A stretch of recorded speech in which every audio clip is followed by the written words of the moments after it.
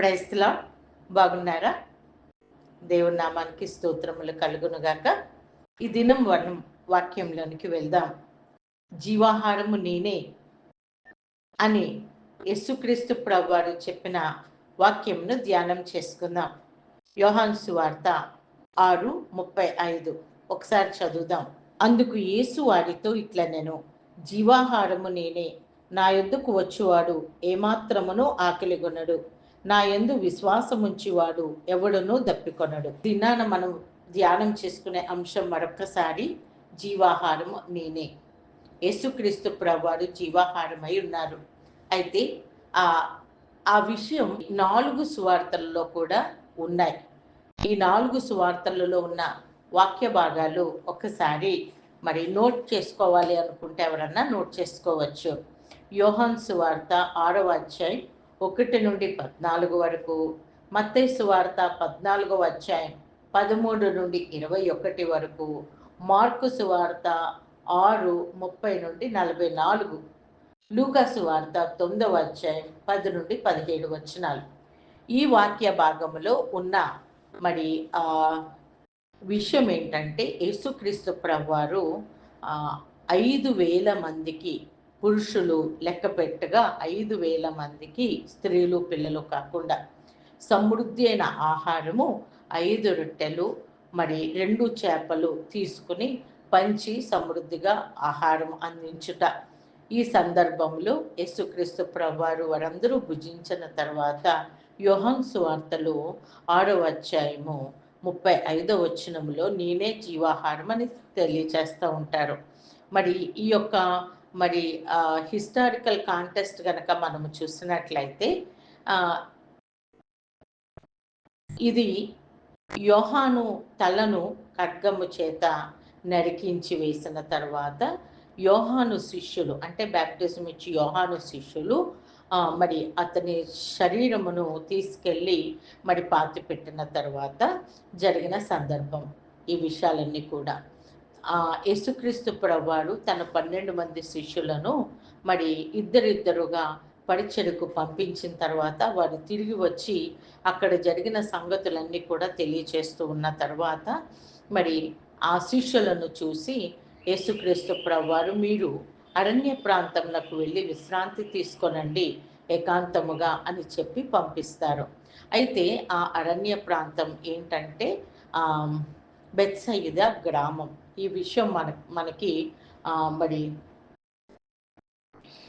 ఈ సువార్త భాగాలలో మనం చూసినప్పుడు తెలుస్తుంది. అయితే యేసుక్రీస్తు ప్రభువారు మరి కొద్దిగా విశ్రాంతి తన శిష్యులకి ఇవ్వాలనే ఉద్దేశముతో మరి మీరు అరణ్య ప్రాంతంలోకి వెళ్ళి మరి విశ్రాంతి తీసుకోనండి. వారికి కనీసం భోజనం చేయడానికి కూడా టైం గ్యాప్ దొరకదు.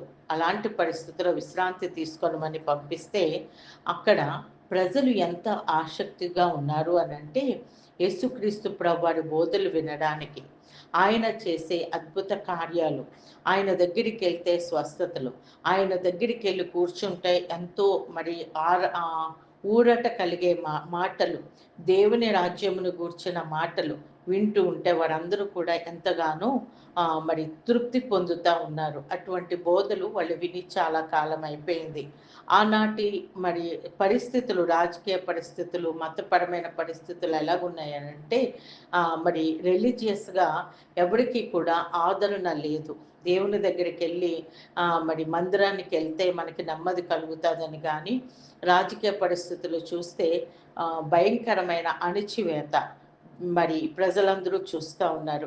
అలాంటి సమయంలో యేసుక్రీస్తు ప్రభువారి బోధనలు, ముఖ్యముగా మరి దేవుని రాజ్యంను గురించిన బోధలు ప్రజలను ఆకట్టుకుంటూ ఉన్నాయి.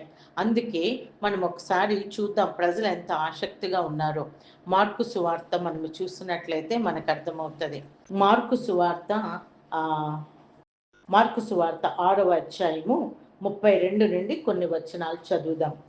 కాగా వాడు దోణి ఎక్కి అరణ్య ప్రదేశమునకు ఏకాంతముగా వెళ్ళిరి. వాడు వెళ్ళుచుండగా జనులు చూచి అనేకులు ఆయనను గుర్తెరిగి సకల పట్టణముల నుండి అక్కడికి కాలినడకన పరుగెత్తి వారి కంటే ముందుగా వచ్చిరి.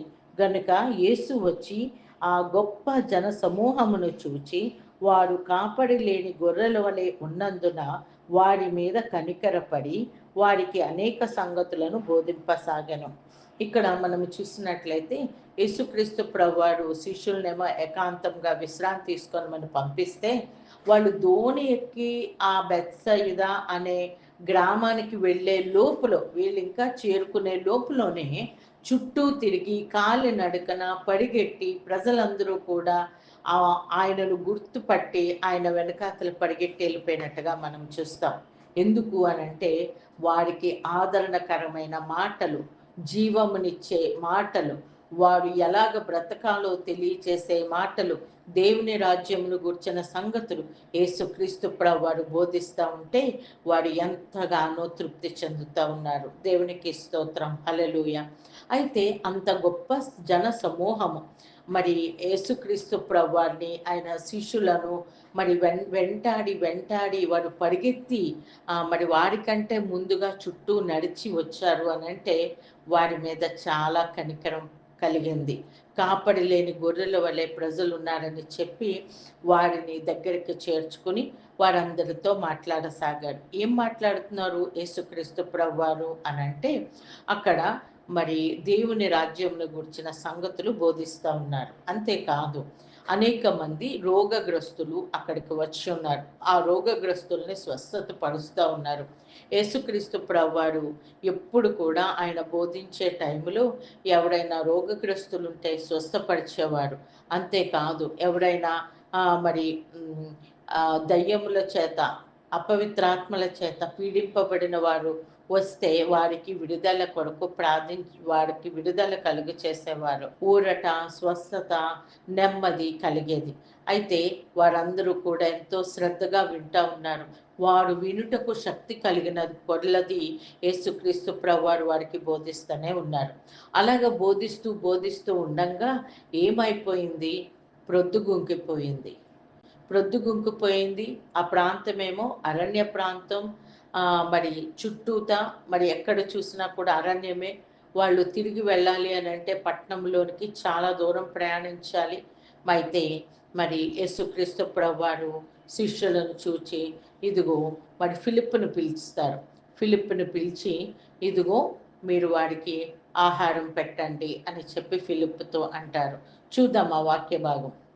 యోహాను సువార్త 6వ అధ్యాయము మరి 4 నుండి మనము చూస్తే, అప్పుడు పస్కాను యూదుల పండుగ సమీపించెను కాబట్టి యేసు కన్నులెత్తి బహుజనులు తమ యొద్దకు వచ్చుట చూచి వీరు భుజించుటకు ఎక్కడ నుండి రొట్టెలు కొని తెప్పించుతుమని ఫిలిప్పును అడిగాను. గాని యేసు ఏమి చేయనై ఉండెనో తానే ఎరిగి ఉండి అతనిని పరీక్షించుటకు అలాగడిగాను. అందుకు ఫిలిప్పు వారిలో ప్రతివాడును కొంచెము పుచ్చుకొనుటకైనను 200 దేనారముల రొట్టె చాలవని ఆయనతో చెప్పాను. ఆయన శిష్యులలో ఒకడు అనగా సీమోను పేతురు సహోదరుడైన ఆంద్రేయ ఇక్కడ ఉన్న ఒక చిన్నవాని యొద్ద 5 యవల రొట్టెలను 2 చిన్న చేపలు ఉన్నవి గాని ఇంతమందికి ఇవి ఏమాత్రమని ఆయనతో అనగా, చూడండి యేసుక్రీస్తు ప్రభువారు తను ఒక అద్భుతమైన కార్యం చేయాలని ఆయన ప్లాన్ చేశారు. ఆయన మనసులో ఉద్దేశించారు.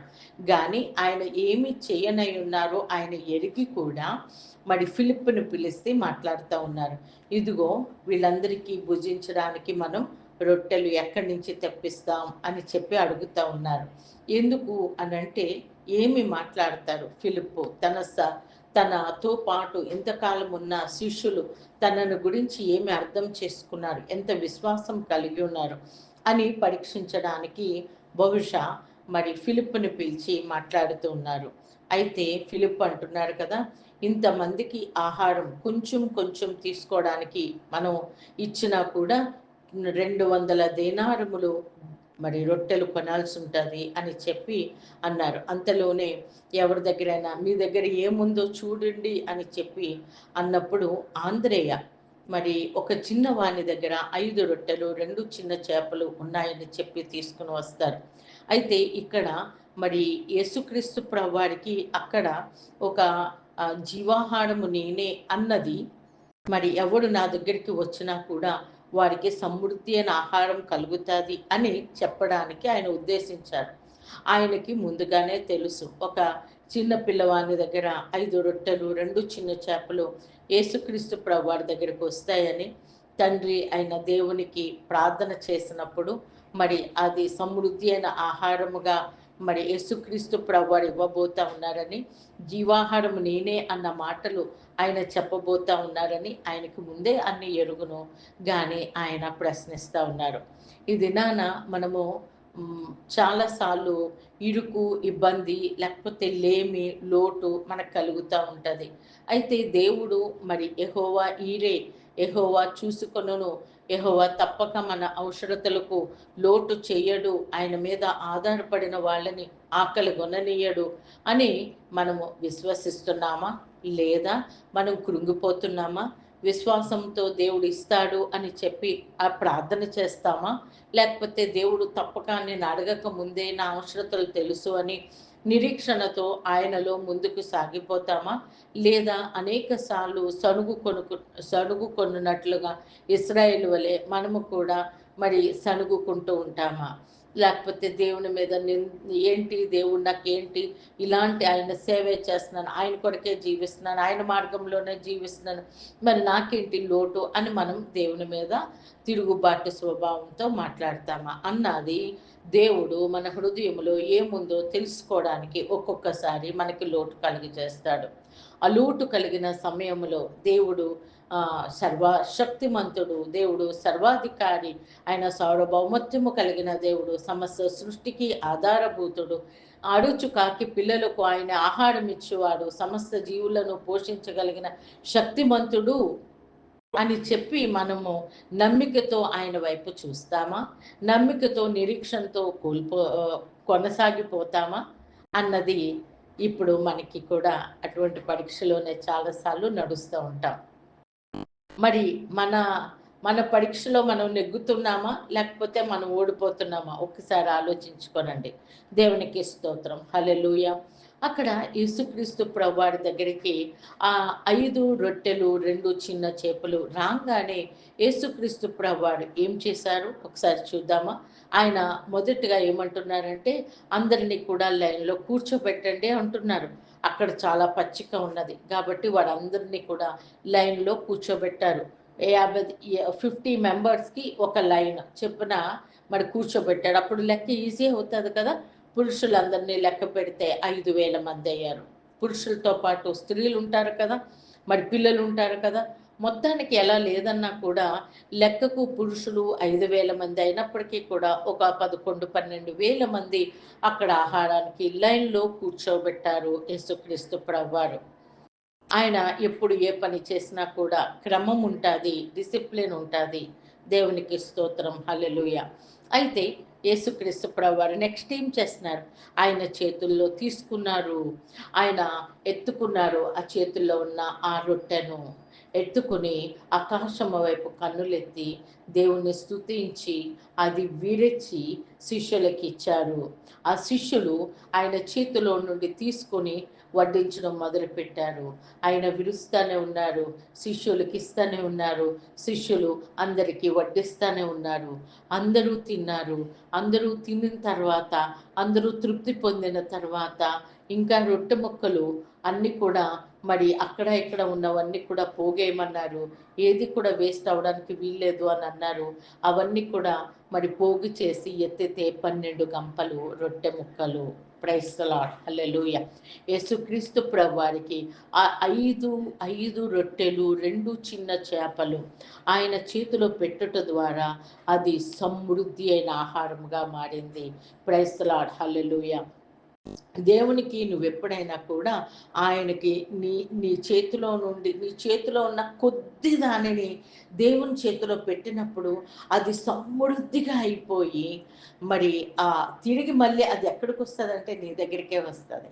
నువ్వు దేవునికి ఇచ్చినప్పుడు అది ఆశీర్వాదం పొంది సమృద్ధిగా అయిపోయి నీ చేతిలో ఉన్నప్పుడు కొంచెమే నువ్వు తింటే ఒక మరి అరపూటకి కూడా రాదు. నువ్వు నీ ఇంటి వారందరూ కూర్చొని తింటే 5 రొట్టెలు, 2 చిన్న చేపలు ఇంట్లో అందరికీ కూడా సరిపోకపోవచ్చు. కానీ అది యేసుక్రీస్తు ప్రభువారి చేతిలోకెళ్ళుట బట్టి 5,000 మంది పురుషులు లేదా 11, 12,000 మంది మరి ప్రజలు భుజించినట్లుగా సమృద్ధిగా అయిపోయింది. దేవునికి స్తోత్రం. హల్లెలూయా! ఈ దినాన నువ్వు లోటుగా ఉంది అని అనుకుంటున్నావు. నువ్వు దేవుని మీద విశ్వాసం ఉంచినప్పుడు, నీవు దేవుని చేతిలోకి నిన్ను నీవు సమర్పించుకున్నప్పుడు, నీ చేతిలో ఉన్నది ప్రభువా ఇదిగో ఇదే నాకున్నదని చెప్పి నువ్వు ఆయన చేతిలో పెట్టినప్పుడు, నీకు ఇన్ రిటర్న్ సమృద్ధిగా దేవుడు నీ చేతిలోనికి ఇస్తాడు. హల్లెలూయా! దేవునికి స్తోత్రం. Praise the lord. ఆ 12 గంపలు మిగిలినవి ఆయన శిష్యులకి మరి ఎప్పుడు కూడా ఆయన పని చేసిన వారికి ఎప్పుడు కూడా సమృద్ధి అయిన ఆహారం ఉంటుంది. ఒక దైవజనుడి భార్య పాస్టమ్మ గారు ఒక మరి సాక్ష్యం ఒకసారి చెప్తా ఉన్నారు. ఏంటంటే, ఏవండి మా ఇంట్లో కిచెన్‌లో కూరగాయలు ఉండవు. మా ఇంట్లో కిచెన్‌లో ఏ వస్తువులు ఉండవు. రేషన్ ఏమీ ఉండదు. కానీ మా డైనింగ్ టేబుల్ మీదకి పంచపక్ష పరమాణాల్లాగా మొత్తం అన్ని వెరైటీసు కూడా ప్రతి పూట మా డైనింగ్ టేబుల్ మీద అనేక రకాలైన ఆహార పదార్థాలు భుజించే టైంకి ఉంటాయి. కిచెన్‌లో వెజిటబుల్స్ కూడా ఉండవు. డైనింగ్ టేబుల్ దగ్గరికి తినే టైంకి మాత్రం సమృద్ధి అయిన ఆహారం, అనేక రకాలైన ఆహారం మాకొస్తదండి. ఇది సాక్ష్యంగా చెప్తున్నానని ఒక మరి సేవకురాండ్ర మీటింగ్‌లో చెప్తే నేను విన్నాను. Praise the Lord. హల్లెలూయా! దేవునిని ఆశ్రయించిన వాడు ఎవరైనప్పటికీ కూడా ఆయన మార్గములో నీతి, యథార్థత కలిగి జీవిస్తూ ఆయన చిత్తములో ఉండి ఆయన చిత్త ప్రకారంగా జీవించే వారికి, ఆయనను ఆశ్రయించే వారికి ఎప్పుడు ఏ మేలు కొదువై ఉండదు. హల్లెలూయా! సింహం పిల్లలు లేమగలవే ఆకులుగుంటాయేమో గాని తన బిడ్డలకు మాత్రం సమృద్ధి అయిన ఆహారం దయచేస్తాడు. దేవునికి స్తోత్రం. హల్లెలూయా! అక్కడ మనం కొన్ని విషయాలు ఇప్పుడు మనం ఆలోచన చేద్దాం. మనం చూసాము మొదటగానే మన అంశం ఈరోజు నేనే జీవాహారం అని యేసుక్రీస్తు ప్రభువారు అన్న మాట మన అంశం. నేనే జీవాహారం. అయితే జీవాహారం అయిన ఆ దేవుడు, ఆయనే జీవాహారం. ఆ జీవాహారం మరి ఆ యొక్క ఇశ్రాయేలు ప్రజలు అరణ్యంలో ప్రయాణం చేస్తూ ఉన్నప్పుడు మాకు ఆహారం ఎక్కడ నుండి వస్తుంది అని అనేటప్పటికీ ప్రతిరోజు ఫ్రెష్గా మన్నా దేవుడు కురిపించాడు. ఆకాశము నుండి మరి మరి ఆ ఆ ఆ యొక్క దేవదూతలు తినే ఆహారం లేదా పరలోకపు మన్నాను దేవుడు అనుదినము మరి ఆ తన ప్రజలైన ఇశ్రాయేలీయులకి అరణ్యంలో ప్రయాణిస్తూ ఉన్నప్పుడు ఆ ప్రయాణం అంతటిలో కూడా దేవుడు వారికి మన్నాను ఇచ్చారు. దేవునికి స్తోత్రం. హల్లెలూయా! ఆ పరలోకము నుండి పడిన మన్నా తినిన వారైనా నశించిపోతారు, చనిపోయారు. కానీ నేనిచ్చు ఈ జీవాహారం తినువారు ఎన్నడూ నశించిపోరు అని చెప్తా ఉన్నారు యేసుక్రీస్తు ప్రభువారు. ఆ జీవాహారం ఎవరు అంటే ఆయనే. దేవునికి స్తోత్రం. హల్లెలూయా! సర్వ మానవాళి మరి దేవుని యొక్క మార్గము నుండి తొలగిపోయేట వలన ఆదాము దేవుని ఆజ్ఞను అతిక్రమించుట ద్వారా ఆదాము దేవునితో సెపరేట్ అయిపోయాడు. ఆదాము దేవుని సన్నిధిలో నుండి తోలివేయబడ్డాడు. ఆదాము యొక్క సంతానమైన మనము పాపముతో మనము నిండి ఉన్నాం.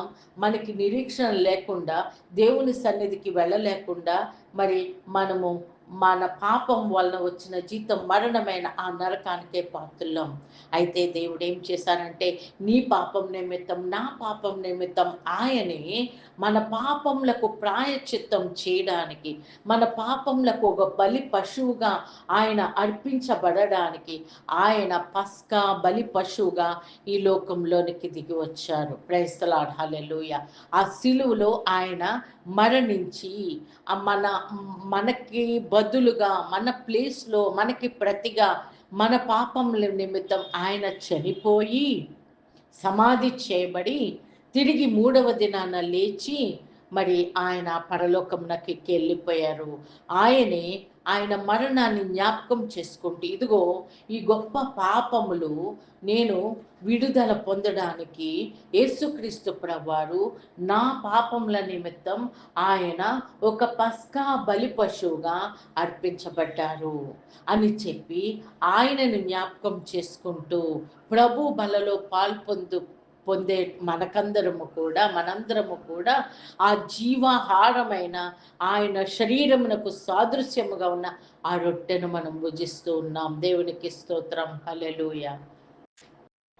ఎవరైతే యేసుక్రీస్తు ప్రభువారిని నా రక్షకుడు, నా పాపముల నిమిత్తం నాకు రావాల్సిన శిక్షను ఆయన పొందారు, నా ప్లేస్లో ఆయన చనిపోయారు అని చెప్పి ఆ రక్తము వలన నాకు ప్రాయశ్చిత్తం కలిగింది అని ఎవరు నమ్ముతారో వారు ఆయన బిడ్డలుగా చేస్తారు.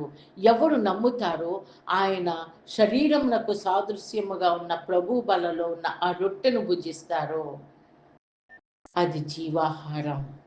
Praise the Lord. హల్లెలూయా.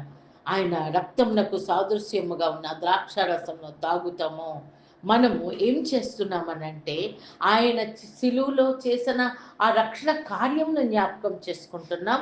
అలాగే ఆయన త్వరలో ఆయనతో పాటు మనందరము కూడా ఆ గొప్ప విందులో మనం పాలు పొందుతాము. ఆయనతో ఆ పాలు పొందే ఆ విందు భోజనమును, ఆ విందు, ఆ పానీయమును జ్ఞాపకం చేసుకుంటూ మనం ఆయన బల్లలో పాలు పొందుతాము. కాబట్టి ఆయన జీవాహారము. ఆ జీవాహారమైన ఆ యేసుక్రీస్తు ప్రభువారు ఆ రొట్టెను పట్టుకుని ఆకాశం తట్టు మరి కన్నులెత్తి ప్రార్థన చేసి ఆశీర్వదించి ఇచ్చినప్పుడు సమృద్ధి అయిన ఆహారంగా మారిపోయింది. అక్కడ నిలవబడిన యేసుక్రీస్తు ప్రభువారే జీవాహారము. ఆయన చేతిలో ఉన్నదే జీవాహారము. ఆయన బలి పశువుగా అయిన పస్కా బలి పశువుగా అయిన ఆయన. కాబట్టి ఎవరు ఆయనను నమ్ముతారో, ఎవరు ఆయన నా కొరకు నా నిమిత్తం ఒక జీవహారముగా నా కొరకు ఈ లోకానికి దిగి వచ్చారని నమ్ముతారో ఆ ఆహారం తినేవాడు ఎప్పుడు కూడా ఆకలి కొనడు. అంతేకాదు, ఇంకా చూడండి, ఇంకా కొన్ని విషయాలు మనం చూద్దాం. ఇక్కడ మనము చూస్తే 27వ వచనంలో క్షయమైన ఆహారము కొరకు కష్టపడకుడి గాని నిత్య జీవము కలిగి చేయు అక్షయమైన ఆహారము కొరకే కష్టపడుడి. Praise the Lord. హల్లెలూయా. అనుదినము మనం తినే ఆహారం ఏంటంటే క్షయమైన ఆహారం. యేసుక్రీస్తు ప్రభువారిని కలిగి ఉండి ఆయన మార్గంలో నడుస్తూ ఉంటే ఆయన మనకి జీవాహారము. ఆ జీవాహారమైన ఆయనను మనం కలిగి ఉన్నప్పుడు, అంటే ఆయన వాక్య ప్రకారముగా మనం జీవించినప్పుడు, ఆయన వాక్యమును గైకొని దాని ప్రకారంగా జీవించేవాడు జీవాహారమును భుజిస్తున్నాడు అని అర్థం. ఆ జీవాహారము కొరకు, అంటే ఆయన వాక్య ప్రకారంగా జీవించడానికి మనం ప్రయత్నం చేసినప్పుడు మనం ఏం చేస్తున్నామంటే అక్షయమైన ఆహారము కొరకు మనం ప్రయాసపడుతున్నాం. దేవునికి స్తోత్రం. హల్లెలూయ. మన దైనందిన జీవితంలో మనం ఏం చేస్తున్నామంటే ప్రతిదినము ఈ క్షయమైన ఆహారము కొరకే మనం ప్రాధాన్యత ఇస్తున్నాం. ఈ క్షయమైన ఆహారం కొరకే మనం ప్రయాసపడుతున్నాం. ఈ క్షయమైన ఆహారం కొరకు మీరు టైంని, తర్వాత మీ యొక్క శక్తిని, మీ సామర్థ్యాన్ని మీరు ఖర్చు పెడుతున్నారు. కానీ అక్షయమైన ఆహారమైన ఈ దేవుని వాక్యం కొరకు, దేవుని మార్గంలో నడవడం కొరకు మీరు ప్రయాసపడితే, ప్రైజ్ ది లార్డ్. హల్లెలూయా. ఈ అక్షయమైన ఆహారము కొరకు ప్రయాసపడే వారికి ఏంటంటే వాడు ఎన్నడూ కూడా ఆకలి కొనడు. చూడండి, ఇంకను మనము చూసినట్లయితే అంత్య దినమున నేను వానిని లేపుదును అన్న మాట కూడా ఉంటుంది. మనము ఆ యొక్క దేవుని యొక్క రాకడ సమయంలో, అంత్యకాలంలో పరిశుద్ధులందరూ కూడా ఆయన వచ్చినప్పుడు లేపబడినప్పుడు ఆ లేపబడే వాడిలో మనం ఉంటాం. దేవునికి స్తోత్రం. హల్లెలూయా. కాబట్టి జీవహారమైన యేసుక్రీస్తు ప్రభువారిని, దాని కొరకు ఆ యేసుక్రీస్తు ప్రభువారి యొక్క వాక్యము ప్రకారంగా జీవించడానికి, ఆయన మన పాపముల నిమిత్తం చనిపోయి తిరిగి లేచారు, ఆయన స్వారూప్యంలోనికి నేను జీవించాలి, ఆయన కోరిక అదే కదా అని చెప్పి ఎవరు మరి ఆ జీవాహారము కొరకు పాటుపడతారో అది అక్షయమైన ఆహారము. దాని కొరకే మనం ప్రయాసపడాలి. కాబట్టి ఇక్కడ మనం నేర్చుకోవాల్సిన విషయాలు ఏమిటి అనంటే, మొదటిగా మనం ఈరోజు ధ్యానం చేసుకున్న విషయాలన్నీ ఒక్కసారి మళ్ళీ లైన్గా మనం చూద్దామండి. యేసుక్రీస్తు ప్రభువారు మరి ఆ యొక్క గొప్ప జన సమూహాన్ని చూసినప్పుడు ఆయన కనికరంతో కదిలిపోయారు. మరి ప్రజల యొక్క ఆసక్తిని చూసినప్పుడు వారికి బోధించారు. ఆ తర్వాత వారికి ప్రొద్దు గుంగిపోయిందని వారికి ఆహారం పెట్టడానికి ఆయనే మీరే వారికి ఆహారం పెట్టండి అని అన్నారు. మరి ఆ చిన్న పిల్లవాడి దగ్గర ఉన్న 5 రొట్టెలు 2 చేపలు తీసుకుని ఆశీర్వదించి విడిచి పంచిపెట్టినప్పుడు సమృద్ధి అయిన ఆహారమైంది. కాబట్టి ఈ యొక్క మరి అందరికీ సమృద్ధిగా సరిపోయిన తర్వాత కూడా ఇంకా మిగిలింది. దీనిని బట్టి మనం నేర్చుకోవాల్సిన సత్యాలు ఏంటంటే, కన్క్లూషన్లో మనము యేసుక్రీస్తు ప్రభువారు మనకి ఏదైనా లోటు కలిగినప్పుడు ఆయన వైపు చూసి ఆయన మీద నమ్మకంతో మనము ఆయన ప్రొవైడర్ కదా అని విశ్వాసంతో చూడాలని మన కొరకు ఎదురు చూస్తూ ఉంటారు. ఇంకను మనము చూస్తే మరి ఆయన చేతిలో కొంచెమైనది ఆయన చేతిలో పెట్టినప్పుడు సమృద్ధి అయిందిగా ఆశీర్వదించారు. తర్వాత అంతమందికి కూడా ఆహారం పెట్టిన తర్వాత మరి ఇంకా సమృద్ధిగా ఇంకా ఎక్సెస్ మిగిలిపోయినప్పుడు అవన్నీ కూడా 12 గంపలు ఎత్తారు. ఆ తర్వాత యేసుక్రీస్తు ప్రభువారు ఏమంటున్నారంటే, నేనే జీవాహారం అంటున్నారు. ఆయన జీవాహారము. ఆయన వాక్య ప్రకారంగా జీవించేవాడు ఎప్పుడు ఏ లోటు రాకుండా ఉంటాడు, ఎప్పుడు ఆకలి కొనడు. అంతేకాకుండా క్షయమైన ఆహారం కొరకు మనం పరుగులు పెట్టకుండా అక్షయమైన ఆహారమైన ఆయన వాక్యం కొరకు మనం పరిగెడదాం. ఆ వాక్య ప్రకారంగా జీవించడానికి, ఆయనను పోలే జీవించడానికి మనం ప్రయత్నం చేద్దాం. కాబట్టి ఇది మనకి చివరిగా చెప్పుకునేది, మన జీవితాల్లో అన్వయించుకునేది ఏంటంటే, లోటు ఇబ్బంది కలిగినప్పుడు నమ్ముదాం ఆయన్ని. జీవాహారమైన ఆయన మనకి సొంతమయ్యారు. మన దేవుడిగా, మన తండ్రిగా ఉన్నారు, మన పక్కనే ఉన్నారు. మనకి లోటు రానివ్వరు. ఆయన పర్ఫెక్ట్ టైమింగ్ గురించి చూస్తాడు. నీవు ఆయన ఆశ్రయించినప్పుడు నీకే కొదువ ఉండదు. ఆ జీవాహారము నీవు మరి దాని కొరకు నువ్వు ప్రయాసపడినప్పుడు నిన్ను ఆకలి కొననీయడు. నిన్ను సమృద్ధి అయిన జీవముతో నింపి నిన్ను తృప్తిపరుస్తాడు. కాబట్టి ఆయన మీద నమ్మకం పెట్టుకుందాం, ఆయన కొరకు జీవిద్దాం. ఆ జీవాహారము కొరకు మనము ప్రయాసపడదాం. మన సమయాన్ని, మన సామర్థ్యాన్ని, మన శక్తిని అంతయు కూడా ఆయనకే సమర్పించుకుందాం. ప్రార్థన చేసుకుందాం.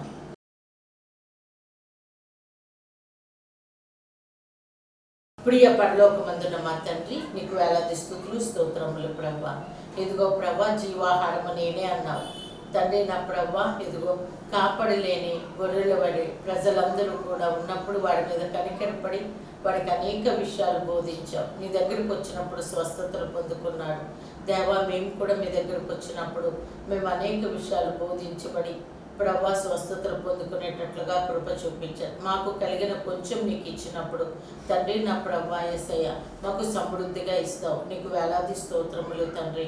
ప్రభా, ఇదిగో మీ జీవాహారమైన మిమ్మల్ని మేము కలిగి ఉన్నప్పుడు మాకు ఆకలి ఉండదు. ప్రభా యేసయ్య, క్షయమైన ఆహారం కొరకు కాకుండా అక్షయమైన నీ జీవాహారం కొరకు మేము పాటుపడేలాగా కృప చూపించమని, మీ ఆశీర్వాదములతో మమ్మల్ని నింపమని యేసయ్య నామములో ఈ ప్రార్థనని వేడుకుంటున్నాం తండ్రి.